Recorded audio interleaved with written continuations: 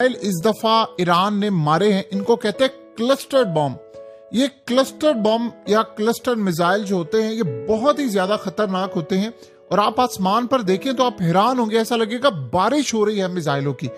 असल में ये क्लस्टर्ड मिसाइल बड़े खतरनाक होते हैं।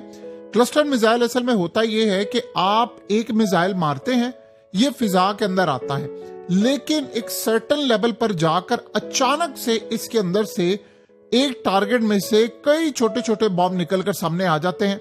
यानी आप एक मिसाइल लॉन्च करते हैं लेकिन फिजा में जाता है, हवा में जाकर ये फटता है और उसके बाद ये कई मिसाइल, यानी कभी कभी ऐसा होता है कि कई सैकड़ों मिसाइल आ जाते हैं और ये आकर फिर पूरी तरह तबाही मचाते हैं, क्योंकि ये इतने ज्यादा खतरनाक होते हैं। खतरनाक इसलिए होते हैं कि एयर डिफेंस सिस्टम एक मिसाइल को रोकने के लिए इस्तेमाल होता है, लेकिन एक सर्टेन लेवल पर जाकर जब वो डिटेक्ट करता है कि एक ही मिसाइल है तो फौरी तौर पर ये आगे जाकर सैकड़ों बन जाते हैं और नीचे गिरते हैं। तो फिर इस सूरत हाल में उसको डिटेक्ट करना बड़ा मसला होता है, यानी छोटे छोटे उसमें से धमाके होते हैं और ये जाकर ग्राउंड पर टारगेट करता है।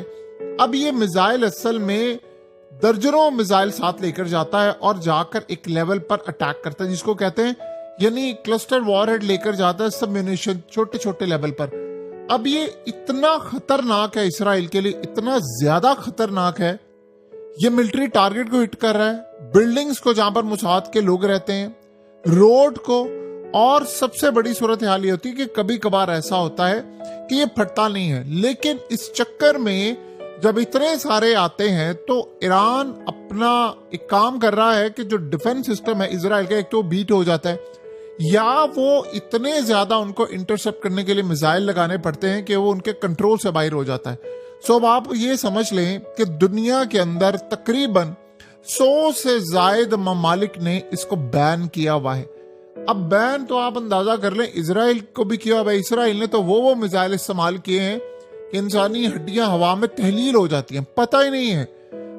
अब सबसे बड़ा मसला ये हुआ है कि ईरान ने अटैक किया है, ये बेसिस को उड़ा रहा है और उसके अलावा उसने खैबर मिसाइल, ड्रोन्स, खुरमशहर 4 मुकम्मल तौर पर उसने लॉन्च कर दिए और ये बिल्कुल जाकर इसराइल को हिट कर रहा है। अब आप ये देखें, ये मनाजर देखिए, बहरीन के अंदर एक बिल्डिंग के एक होटल पर जाकर ड्रोन अटैक होता है, वहां पर गालिबन अमेरिका के एहलकार थे, उनको भी जाकर टारगेट किया है।